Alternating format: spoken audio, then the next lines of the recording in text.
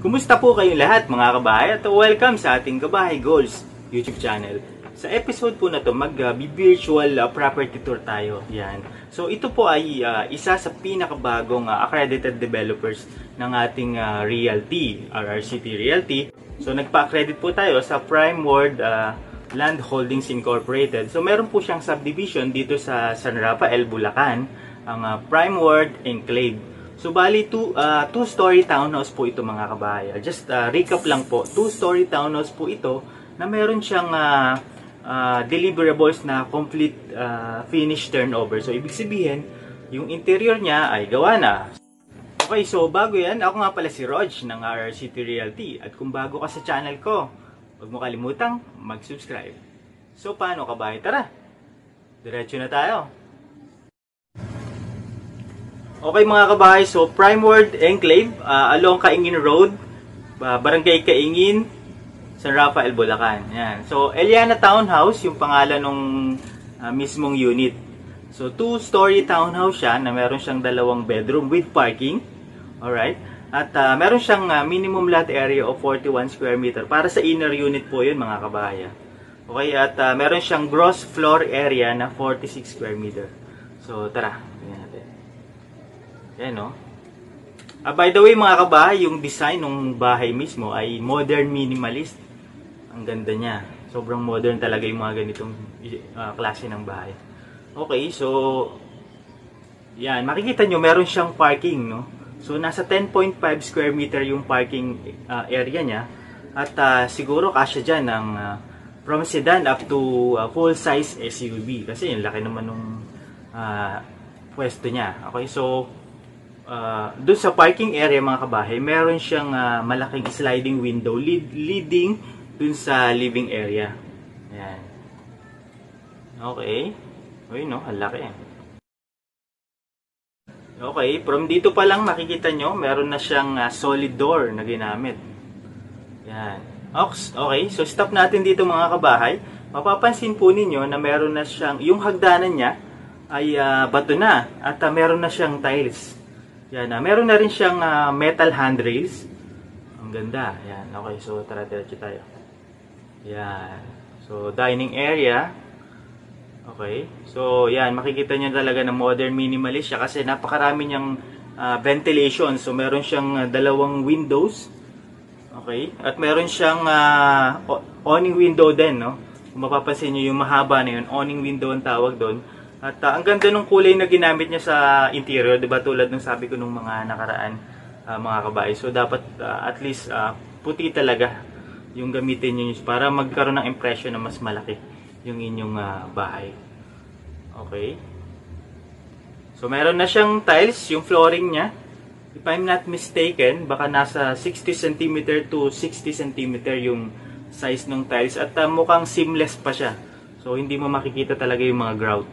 Okay, so yung door na yun, leading siya sa service area saka sa kitchen area. Mamaya pasukin natin yan. Yun, no, ang laki talaga ng ano niya, ng mapapansin niyo mga kabayan, ang laki ng sliding window niya. At ang ganda ng visibility mo kasi kita mo agad yun sa bandang carport mo. At pwede niyo pang i-open yun. So punta naman tayo sa service area at sa kitchen area. Yan, so solid door din yung ginamit.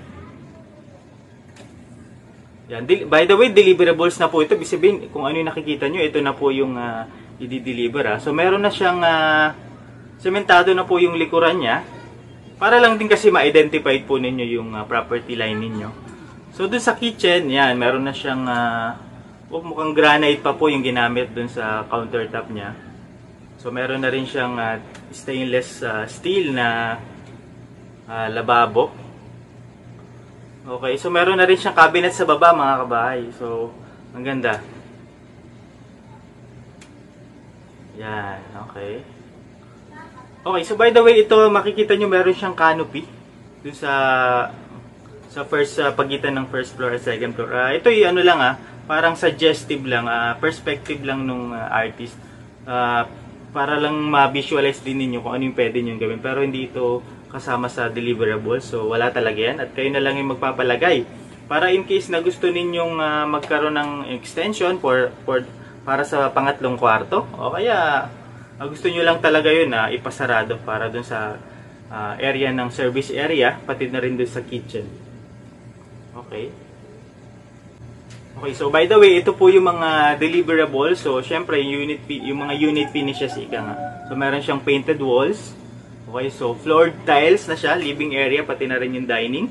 Kitchen, hallways, pati na rin yung sa bedroom.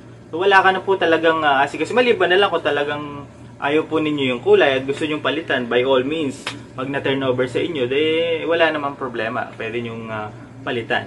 Nasa sa inyo na nga lang po ang gastos dun. Okay? So, meron na rin siyang light bulb and ready outlets. So meron kang malapad na sliding windows dun sa living area tulad nung nabanggit ko po kanina. Okay? So, meron na rin partition yung mga bedrooms at meron na rin siyang ceiling. Sa ibang developer na aming hawak, yun po ay hindi pa available.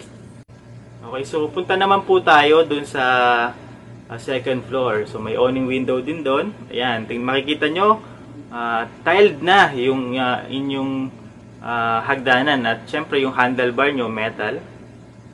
Ayan, okay, so makikita nyo, ayan, tiled na yung second floor. So ito po yung toilet and bath niya. By the way, yung toilet and bath, sinadya po talagang ilagay dito sa... Kung mapapansin ninyo mga kabahay, nasa second floor yung toilet and bath.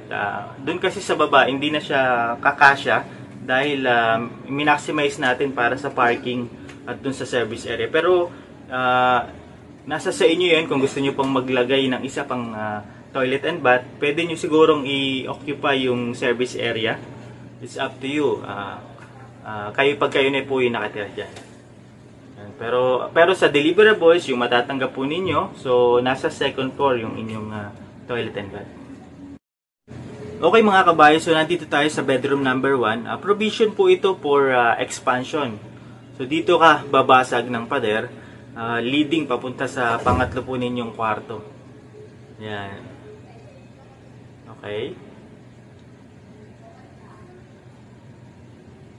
Bakit ko nasabi na provision for expansion? Ito po kasing bedroom number 1 natin ay nandun po siya sa bandang likuran, dun kung saan nakaharap yung inyong service area. So, syempre, pag naglagay kayo ng slab doon at poste, so leading na, so doon kayo makakagawa ng additional bedroom.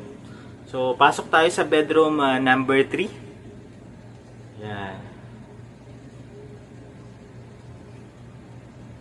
Okay, ang ganda. So, tiled din siya. Meron na siya mga electrical fixtures, solid door, painted. Ang pagkakaalam ko, 3 patong po yung pintura na ginamit dyan. So, sobrang ganda na niyan at hindi na talaga po yan mababakbak. Yan. Dito sa master's bedroom, nandyan nakalocate yung isang sliding window. Maliban na lang kung tulad dito sa example ng video natin, ito po kasi ay corner unit. So, meron siyang 2 sliding window. Pero pag sa inner unit, so meron kang ito. Okay, so nasa 6.5 meters yung lapad nung kanyang kalsada.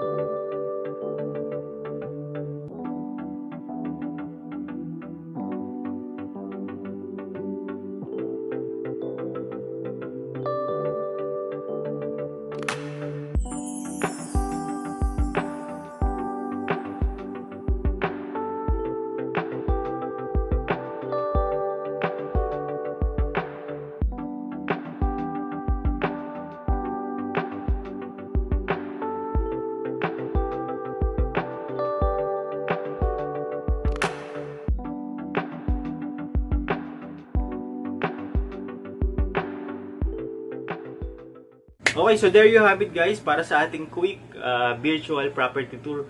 Though later on po sa ating videos ay hopefully makapunta po tayo mismo sa site at makagkaroon po tayo ng actual property tour. Yan. Ito po ay dinesign para po sa mga home buyers natin na gusto po talaga yung mga fully finished na. Kumbaga, ikaw na lang at yung gamit po ninyo yung dadalhin nyo at makakalipat na po kayo. At isa po sa mga advantage nitong subdivision na to at magkakaroon po siya ng malaking commercial area. Bukod po sa kompleto na yung amenities niya, later on po pag-uusapan natin yun sa mga susunod na videos. Pero just quick update lang po.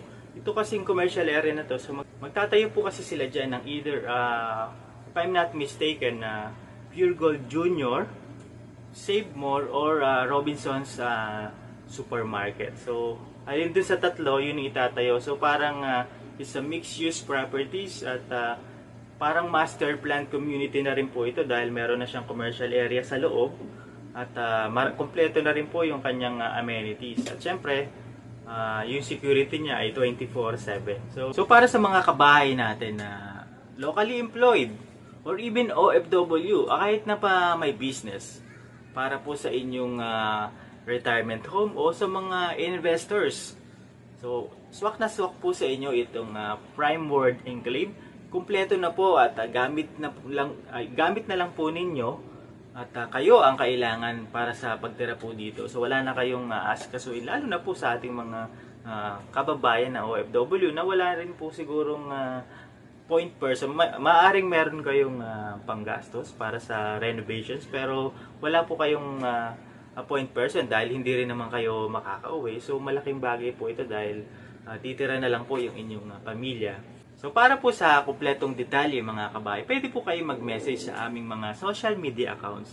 Kabahay Goals Facebook page o Kabahay Goals YouTube channel. O pwede po kayo mag-message sa aking personal Facebook account. Yan. Or pwede rin po kayo mag-message or tumawag sa aking numero na naka-flash na po lahat yan sa inyong screen. And there you have it guys. I hope you learned a thing or two in this episode. And I hope to see you again in the next Kabahay Goals. This has been Rog of RRCT Realty, finding home for you.